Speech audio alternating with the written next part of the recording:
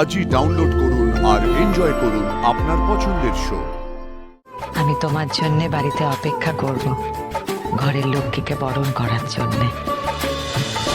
বিয়ে তো হয়ে গেল, এবার হাতে মাত্র 2-3 সময় আছে।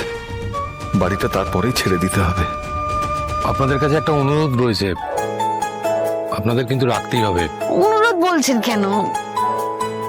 এটা তো আপনার দাবি, বলুন কি হয়েছে? এই বিয়ের অনুষ্ঠান, রিসেপশন সবকিছু শেষ হলে আপনারা আমাদের এখান থেকে যাবেন।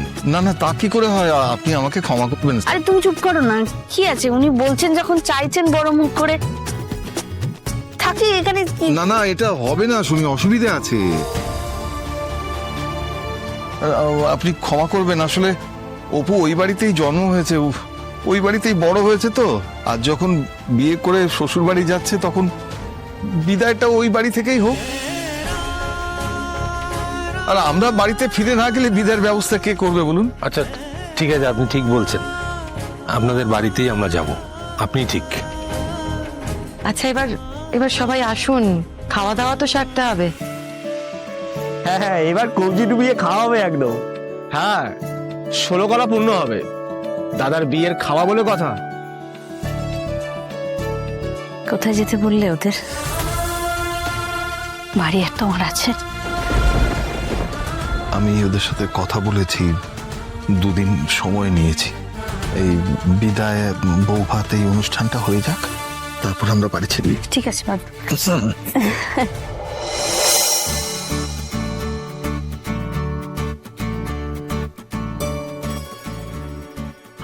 ওয়াও, অশান্তদা এদিকে আসো, দেখো এখানে দারুণ সব স্টার্টার রয়েছে। দাদা আমাকে মোমো এবং ফিশ ফিঙ্গার দেবেন। আমাকে না সবগুলো মিলিয়ে দেবেন। হ্যাঁ, এই রুম্পা, তোরা কিন্তু ভালো করে খাস সব। বাবা, তুই এর মধ্যে ঠিক তদারকি করতে এসেছিস বল? দেখেছিস তো, আমি তদারকি না করলে তোরা সবাই এই যে এই সন্তুদার মতো মোমো খেতে শুধু শুধু এই চিংজে সেজওয়ান চাটনিটা ছাড়াই। দাদা আপনারা এক কাজ করুন, এই চিংজে সেজওয়ান চাটনিটা ওদেরকে একটু দিন। দিন দিন চাটনি দিন।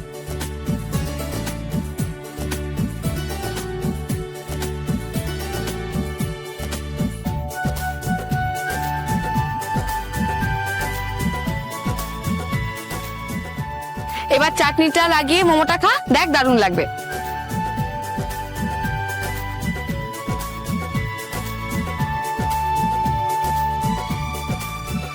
বাহ, উফ, দারুণ রে অপু। দাদা আমাকে আরেকবার দিন। এই তুমি কি বলছো মানসি? আজ তুমি কন্টিনেন্টাল খাবে? এসব সেদ্ধ? শোনো না প্লিজ, আজ একটু বিরিয়ানি খাই চলো। বাবারে বাবা, এত ফিশ ফ্রাই খাওয়া গেছিল, এবার শরীরটা একটু হালকা লাগছে। এই কত দেশে কত রকম খাবার, হ্যাঁ, ইটালিয়ান, ফ্রেঞ্চ, চাইনিজ, জাপানি, সব বাপরে বাপ।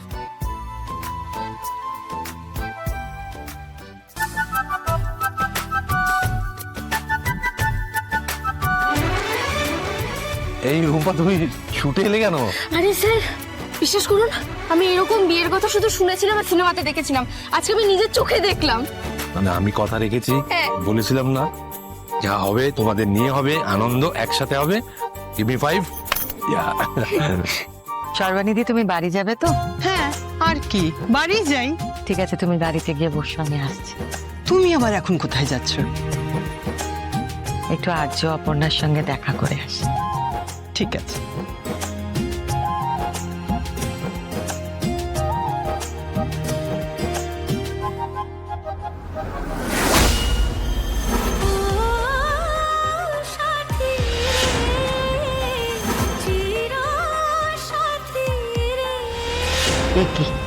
আমি কি দেখছি?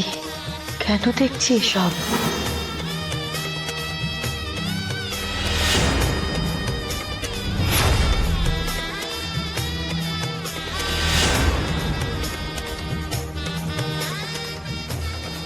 মা,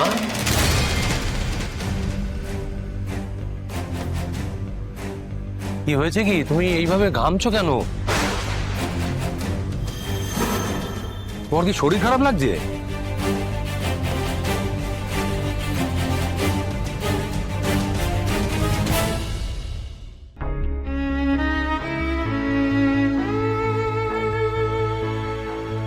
সুমিন, বলছি কাল থেকে সব জিনিসপত্র গোছানো শুরু করতে হবে গো। এত বছরের নিজের যা কিছু কাল থেকে আর নিজের থাকবে না, না? আমাদের কাছে সবচেয়ে যে দামি সেই আর আমাদের থাকলো না। আমাদের অপু নিজের সংসার করতে চলে যাচ্ছে। আমার আর কোনো কিছুর ওপরে কোনো রকম মায়া নেই গো। বিয়ে হয়ে এসেছিলাম, এতগুলো বছর এখানে কাটালাম, কত কি ঘটনা। এই বয়সে এসে আবার নতুন করে ঠাঁই নাড়া হতে হবে। একটা নতুন অভিজ্ঞতা হবে, সেটা ভাবো। সেই যাকে শোনো না, ওই জিনিসপত্র গোছানোর কাজটা না তাড়াতাড়ি সেরে ফেলতে হবে গো। পারবে না গো শুধু, একদিনে সব গুছিয়ে নিতে পারবে? দেখে গোছানোর আর কি আছে, ও পুরো কাল সকালে আসবে, হয়ে যাবে। তুই শুয়ে পড়ো, শুয়ে পড়ো শুধু। শুনি, তুমি কি কোনো কারণে আমার উপরে? শুয়ে পড়ো শুধু। এটা তো অভিমানের কথা হলো। শুনি, যা করার তুমি তো করেই দিয়েছো, এখন কোনো কথা বলেই আর কোনো লাভ হবে না।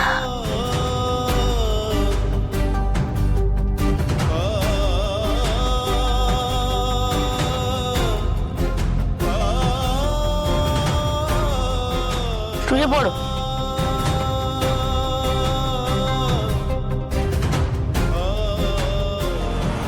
মা কি হলো আমাকে বলবে তো? তুমি ঠিক আছো?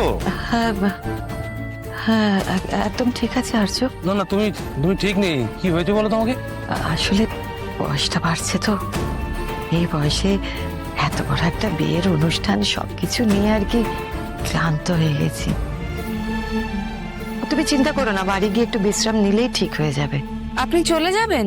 হ্যাঁ অপর্ণা, আগেই যেতাম, শুধু তোমাদের দুজনের সঙ্গে দেখা করব বলে গেলাম না। এবার আমি বেরোই আর তোমরা যাও, বাসরে যাও। না, তুমি একা যাবে মানে? না রে বাবা, একা কেন যাব? সর্বানিধি আছে, আমি ওনার সঙ্গেই যাব। না, আমি তোমাকে ছেড়ে দিয়ে আসি, চলো। আমার এইভাবে আর্য তুমি কি যে বলো। আচ্ছা তুমি চলে গেলে কি করে হবে বলো তো? না না, আমার একটা অস্বস্তি হচ্ছে। তুমি এইভাবে ঘামছো, কি হয়েছে এটা বলছো না। এই জন্যই বলতে চাইছিলাম না। যাও, অর্করা সবাই বাসর সাজিয়ে অপেক্ষা করছে, আর আমিও বাড়ি যাই। তাছাড়া বাড়ি গিয়ে আমাকে তো বরণের ব্যবস্থাও করতে হবে, তাই না?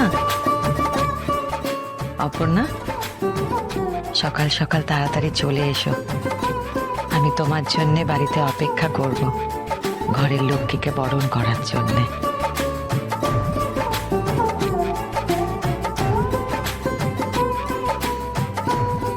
বলছি, মাকে দেখে কি তোমার অন্য কিছু মনে হলো? না। ও, ঠিক আছে, চলো।